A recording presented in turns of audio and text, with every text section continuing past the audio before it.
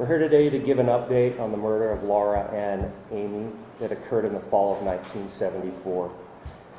We now have definitive evidence proving that Theodore Ted Bundy murdered Laura, and we can announce that this case is officially closed. And so that they had been working on it for a year is really incredible to me. And I'm sure that my mom and dad would be really happy to know that it is closed. I didn't know it was open, but 2 years ago we were informed that the evidence office was putting together a memorial for her, which they have on their wall. April 1st, 2026, Spanish Fork, Utah. A sheriff steps up to a podium in a small county press room. Behind him, 3 women are sitting in folding chairs. The middle one is in her 60s. Her hands are folded. She's about to find out what happened to her sister, 52 years after she disappeared. Hey guys, welcome back. I want to tell you about something that happened like 3 weeks ago that you probably didn't see because it didn't make a big splash. It didn't trend. And honestly, I think that's part of the reason I can't stop thinking about it. This is a Ted Bundy story, but not the one you've been told. Because here's the thing. You think you know this case. Charming law student, Volkswagen Beetle, fake cast, charm offensive, brilliant criminal mastermind who ran rings around law enforcement. That is the version Hollywood sold you. And it is wrong. The truth is so much worse than that. Because the truth is the police had his name, they had his car, they had his photo. His own girlfriend called them 3 times and named him, and they hung up on her. Stay with me on this one. Because the woman in that press room in April 2026, she's still here because the system is still broken. Let me tell you about Laura Ann Aim, born August 21st, 1957, in Lehi, Utah. She was the kind of kid who fed her horse black licorice nibs out of her hand. That's what her little sister Michelle told the press conference. Michelle said she thought Laura was fun because she was just a little kid following her around. That's the line that got me. Just a little kid following her older sister, who loved horses. Laura was 17 years old on Halloween night, 1974. She went to a party. She left just after midnight to grab cigarettes from a convenience store, and she never came home. Hikers found her body on Thanksgiving Day, 27 days later, down an embankment off American Fork Canyon Road. She'd been bound, beaten, strangled with a nylon stocking. The medical examiner figured she'd been kept alive for about 20 days. Now I want you to actually sit with that for a second, because the case went cold for 51 years. Investigators always suspected Bundy.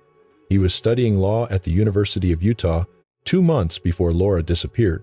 Her niece said later, on the record, that Bundy had approached Laura multiple times before. He stalked her, and the night before he went to the electric chair in 1989, Bundy admitted he killed her. Sort of. He said he couldn't remember. That confession wasn't enough to officially close the case.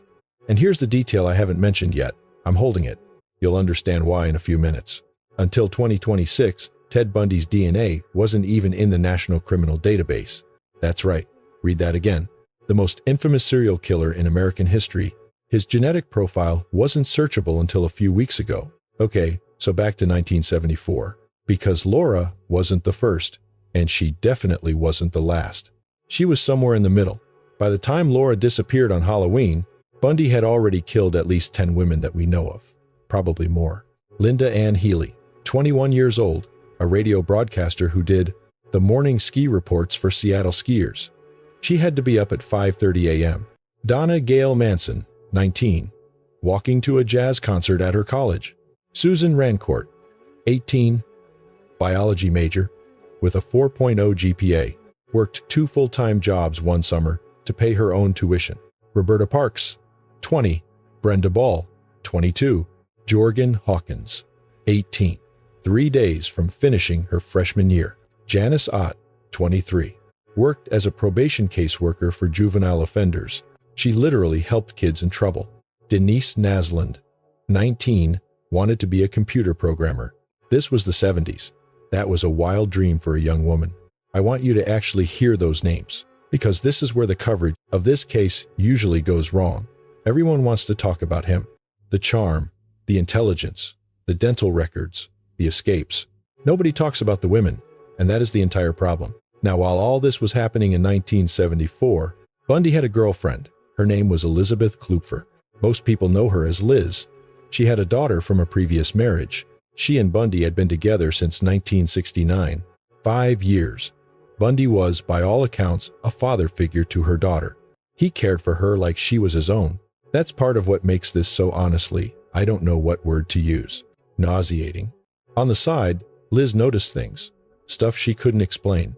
She found a hatchet under the seat of his Volkswagen with a pink leather cover. She found a bag of surgical gloves. She found plaster of Paris in his apartment. She found a meat cleaver, a pair of crutches in his closet. And then the news started running composite sketches of a suspect named Ted, who drove a Volkswagen Beetle, who'd been seen with 2 missing women at Lake Sammamish State Park. The sketch looked exactly like her boyfriend. And that's when Liz did what almost no one would have the courage to do. She picked up the phone and called the Seattle Police Department. August 8, 1974. She told them the suspect's description matched her boyfriend, Ted Bundy. She told them about the crutches, the car, the hatchet. She gave them his name, and the cop on the other end of the line said this. I'm not paraphrasing. This is from her own account, later confirmed by police records.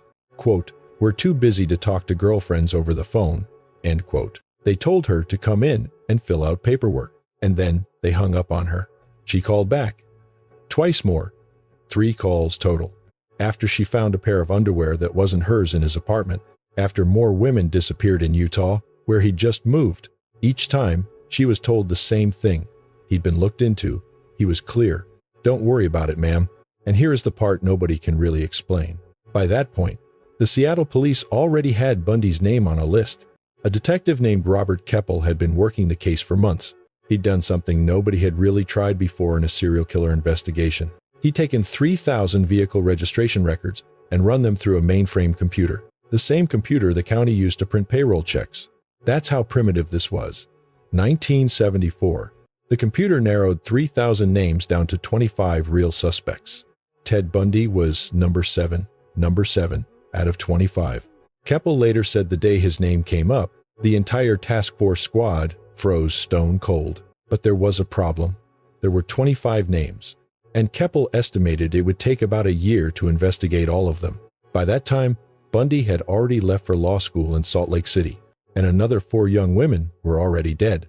Now I want to back up, because to understand how Bundy was getting away with this, you have to understand how he was actually doing it. And it's not what the movies tell you. Forget the dazzling charm offensive. Forget the brilliant manipulator stuff. Kathy Kleiner Rubin is one of the few people who survived Ted Bundy.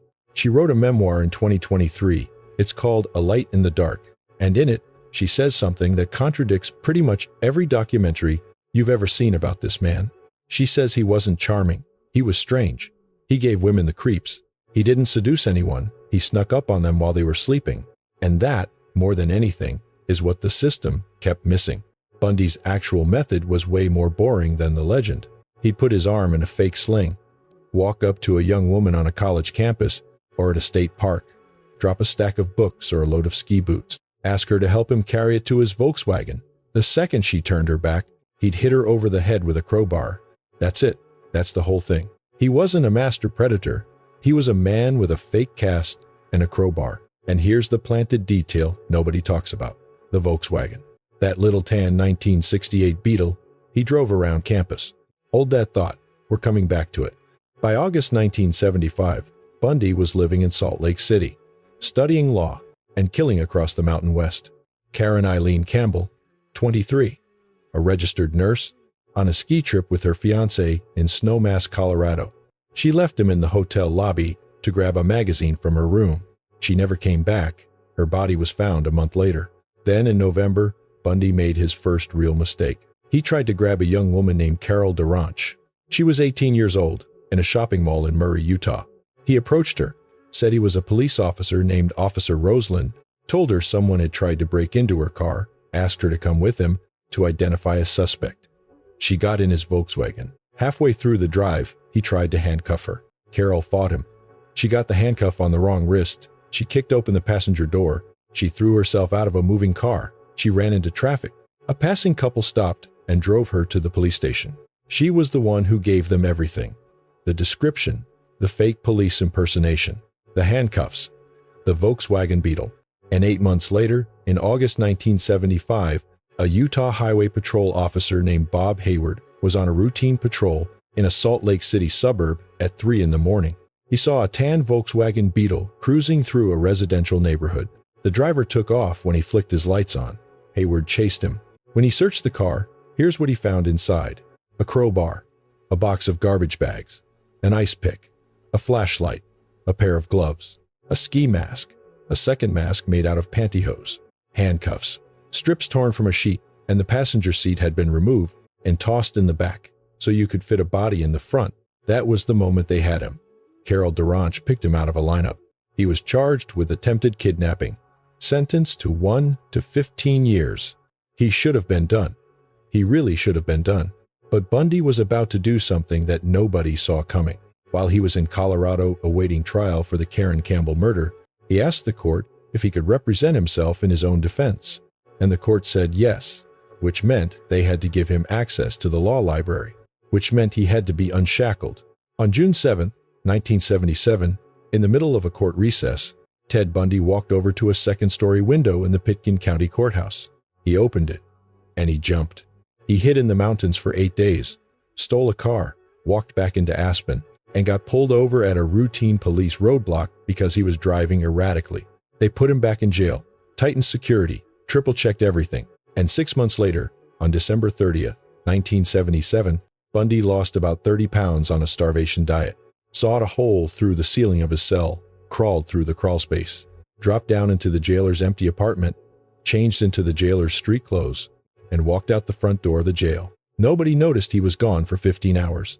By the time they figured it out, he was on a Greyhound bus to Chicago. He took a train, then another bus.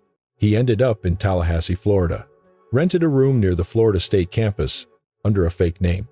And here's the part that gets to me. 2 weeks. 2 weeks. That is how long he stayed quiet. Then on January 15, 1978, around 3 in the morning, Ted Bundy walked into the Chi Omega sorority house at FSU. The back door padlock was broken. He picked up an oak log from the firewood pile outside. He started twisting doorknobs. Some were locked, some weren't. And then they found this. It collapsed everything we thought we knew about him, because in 15 minutes, Bundy attacked 4 sleeping women in 2 different rooms. Margaret Bowman, 21, was killed. Lisa Levy, 20, was killed. Karen Chandler and Kathy Kleiner survived only because the headlights of an arriving car hit the window mid-attack and scared him out of the house. That arriving car belonged to a sorority sister named Nita Neary. She didn't know it at the time, but her headlights saved at least 2 lives. Bundy fled, but he wasn't done that night. He walked a few blocks down the street, broke into another apartment, and attacked a 5th FSU student named Cheryl Thomas. Cheryl was a dance major. The attack ended her dance career. She was left with permanent hearing loss. So now think about what that means. 2 weeks after a multi-state escape, the FBI has him on the 10 most wanted list. His face is on every front page in America, and he walked into a sorority house and attacked 5 women in 15 minutes. That is not a master predator. That is somebody completely out of control. But the worst was still coming. 3 weeks later, on February 9th, 1978, Bundy was driving a stolen white van around Lake City, Florida. Lake City is a small town. He pulled up outside Lake City Junior High School, and he waited. I'm going to slow down here for a minute, because this is the part of the case that the documentaries usually skip past in about 30 seconds. And I think that's wrong. Her name was Kimberly Diane Leach. She was 12 years old. She was in 7th grade. She was a straight-A student. She was the runner-up Valentine queen at her school. She had just gotten her first boyfriend. She'd already picked out a pink dress for the Valentine's dance, which was coming up. That morning, she was wearing a royal blue football jersey with the number 83 on it, with her name printed above the number. It was raining. She'd left her purse in her homeroom between classes. Her teacher gave her permission to walk back across campus and grab it. Her best friend, a girl named Lisa Little, was waiting on the stairs for her. Lisa later said she stood at those stairs for a long time, and Kim never showed up. A school crossing guard saw a man pushing a young girl into a white van. He thought it was an angry parent. He didn't call anyone. 2 months later, in April, a Florida Highway Patrol trooper found Kimberly's body in an abandoned hog shed near the Suwannee River, 35 miles from her school. Her classmate Ruby Bedenbaugh said in an anniversary interview that there's a void that will always be there. She wondered where Kim would be today, what kind of soul the world had missed out on. Several of her classmates ended up naming their own daughters Kimberly Diane in her memory. The school adopted a buddy system after she disappeared. Bundy was caught a week later in Pensacola, Florida, driving another stolen Volkswagen. He told the arresting officer, "I wish you had killed me." He went to trial in 1979. It was the first criminal trial in American history to be televised nationally. 250 reporters from 5 continents. And Bundy decided, against the advice of every single one of his lawyers, to defend himself, like he had in Colorado, like the time before when he escaped. He wasn't trying to win, he was trying to be the show. And the courtroom became something nobody had really seen before in American history. Women started showing up to the trial dressed like his victims, hair parted down the middle, hoop earrings. Some had dyed their hair brown for him. He got hundreds of fan letters. Some had nude photos, some had marriage proposals. A woman named Janet wrote letters that have become almost famous in true crime research. She wrote about kissing his letters and holding them to her chest. She told him she didn't think she could stand being apart from him anymore. And during the penalty phase of his second Florida trial, the one for Kimberly Leach, Bundy did something I still cannot quite process. He called a woman named Carol Ann Boone to the stand as a character witness. She'd been writing to him in jail for years. She'd moved to Florida just to be near him. Bundy, acting as his own lawyer, asked her on the stand, "Do you want to marry me?" She said yes. And under an obscure Florida law, a declaration of marriage in open court, in front of a judge with a notary present, counts as a legal marriage. Boone had brought a notary public to the courtroom that morning. That is how she planned it. She married a man on trial for the murder of a 12-year-old girl, and she had his daughter 2 years later. Her name is Rosa. She was conceived inside Florida State Prison through bribed guards. Boone divorced him in 1986, after he finally confessed to actually doing all the things he'd spent a decade pretending he didn't do. She moved away with their daughter. Nobody has heard from either of them publicly since. Boone died in 2018. Okay, now here is the part most videos don't tell you, because most videos end at the execution. On January 24th, 1989, at 7:16 in the morning, Ted Bundy was strapped into the electric chair at Florida State Prison. There were 42 witnesses inside the room. Outside the prison gates, roughly 500 people had gathered, some of them with fireworks. There were signs that said "Burn, Bundy, burn." There was a homemade sign that said "Roast in peace." Children were on their father's shoulders. People were drinking. This was a celebration of an execution. And whatever you think about the death penalty, I just want you to picture that for a second. Bundy refused his last meal, so they gave him the standard one: steak, eggs, hash browns, toast. He didn't touch any of it. The night before, he wept and prayed. A few minutes before they pulled the switch, the prison superintendent asked him if he had any last words. Bundy hesitated. His voice shook. Then he said, "I'd like you to give my love to my family and friends." That was it. They put a hood over his face, 2,000 volts. And here is the part nobody mentions. After his body was cremated, his ashes were scattered, at his request, in the Cascade Mountains in Washington state. The same mountain range where the bodies of Janice Ott, Denise Naslund, Linda Ann Healy, Susan Rancourt, Roberta Parks, and Brenda Ball were dumped. He went home to them. And then for 37 years, that was where the story sat. Until April 1st, 2026. Spanish Fork, Utah. Sheriff Mike Smith stood at a podium next to Laura Ann Ames' family, her sister Michelle, her niece Tara, her youngest sister Tommy, and a man named Brent Bullock. Brent was one of the original investigators on Laura's case in 1974. He'd carried it with him for 52 years. The sheriff explained what had happened. In 2025, an investigation sergeant and a cold case detective decided to take another look at the evidence. There was preserved biological material from Laura's body that had been kept in evidence for over half a century. They sent it to the Utah Bureau of Forensic Services. And here's where everything changes. The forensic technology that exists in 2026 is genuinely science fiction compared to what they had in the 70s. They isolated a single male DNA profile. They uploaded it to CODIS, the FBI's National Criminal DNA Database. And in March, they got a hit from Florida, a blood vial that had been sitting in a Florida storage facility since 1989, drawn from Ted Bundy's body before he was executed. That's the planted detail I told you I was holding earlier. Until 2026, Bundy's DNA wasn't in the system. For 37 years, his profile sat in a vial in Florida, untested against any other case. Now, it's in CODIS, and other agencies are pulling out their cold case boxes. The sheriff in Utah hinted at the press conference that another case is about to be announced, outside Utah County. He wouldn't say where. Now I want to zoom out for a second, because what happened to Bundy's victims, the ignored phone calls, the suspect lists nobody acted on, this isn't just one case. At almost the exact same time Bundy was hunting in the Pacific Northwest, a man named Peter Sutcliffe was killing across northern England. They called him the Yorkshire Ripper. Sutcliffe killed 13 women and attempted to kill 7 more between 1975 and 1980. And the British police interviewed him 9 separate times. 9 times. They had his name, they had his vehicle. A friend of his named Trevor Birdsall went to police in November of '80 and said, "This is your man." A detective on the case named him as a prime suspect.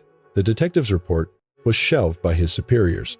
Sutcliffe was caught only because 2 patrol officers pulled him over for false license plates in January 1981, a traffic stop. After the largest manhunt in British history, then in California, a former police officer named Joseph D'Angelo killed at least 13 people and assaulted at least 50 more between the 70s and the 80s. He wore gloves. He was forensically careful. His DNA sat in the federal database for years, with no match because he'd never been convicted of a felony. He was identified in 2018, 40 years later, through a public genealogy website where one of his distant cousins had submitted their own DNA for fun.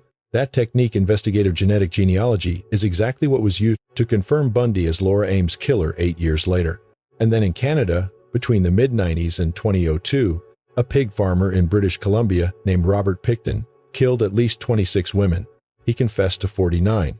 Most of his victims were Indigenous women, sex workers, addicts, women living on the margins of Vancouver's downtown east side. The 2012 public inquiry that investigated how he got away with this for so long, it ran 1,448 pages. The report was titled Forsaken, and it found that police had received a tip in 1999 that Picton had a freezer full of human flesh in his farmhouse. They ignored it. He had been suspected since '98. He kept killing for 4 more years. The inquiry's final word, the line everybody quotes, was that the victims were, quote, forsaken twice, once by society at large and again by the police, end quote. And here is what I want you to actually sit with. Bundy's victims were the kind of women a society is supposed to protect. White, college-educated, middle class. Picton's victims were the kind a society routinely throws away. 2 completely different demographics. Same outcome from law enforcement. Decades of warning signs. Tips ignored. Reports shelved. Calls hung up on. The system doesn't care which kind of woman you are. It is failing all of us in every direction and has been for 50 years. And I want to be honest with you about something. There's a part of this story I'm still trying to wrap my head around because it didn't end in 1989. Bundy died, but the cultural thing he started didn't. Right now, today, on TikTok, the hashtag for his name has over 14 million views. There are teenage girls dressing as his victims and pretending to be dragged away. There are teenage boys dressing as him and posing for the camera. There are fan accounts with thousands of followers using his name in their handles. And on the comments section under the Laura Ames news from a few weeks ago, the top reactions weren't about Laura. They were about him, wondering how he got away with it, marveling at the science. Kathy Kleiner-Rubin, the Chi Omega survivor, wrote in her memoir, "He has become a legend, and the women he killed have been muted or ignored." And I think she's exactly right. That's the part I keep coming back to. Because remember the Volkswagen, the little tan 1968 Beetle he drove around the University of Washington campus? That car is still around. It's on display at a place called the Alcatraz East Crime Museum in Pigeon Forge, Tennessee. You can buy a ticket and stand next to it. People take selfies with it. There's a whole exhibit. Letters he wrote, his wife, photos his mother sent him on death row, the radio she gave him. And I want you to imagine, just for a second, what it would feel like to be one of Laura Ann Ames' surviving family members and walk past that exhibit. The car he used to stalk her sister, with a velvet rope around it, like it's an artifact. Bundy's ashes are in the mountains where he left them. His DNA is finally in a database, 37 years late, and his Volkswagen is in a museum with a placard 300 miles from the place where Kimberly Leach is buried in Lake City, Florida. But Laura's little sister, Michelle and Paula, is alive. She's 60-something. She lives in Utah. Her sister rode horses, fed them licorice nibs out of her hand. At the press conference on April 1st, 2026, when Sheriff Smith finished speaking, Detective Jake Hall, the cold case detective, walked over to the youngest Ames sister, Tommy, and he just hugged her. Brent Bullock, the original investigator from 1974, hugged Michelle. 52 years. The next time you see a TikTok with that hashtag, or you watch a glossy documentary where a handsome actor plays him, or you walk past that car in Tennessee, think about Tommy. Think about Michelle. Think about the families still waiting for that phone call, because there are more than the ones we know about. Laura Ann Ames, age 17, loved horses, loved her sisters. She is the part of this story that matters.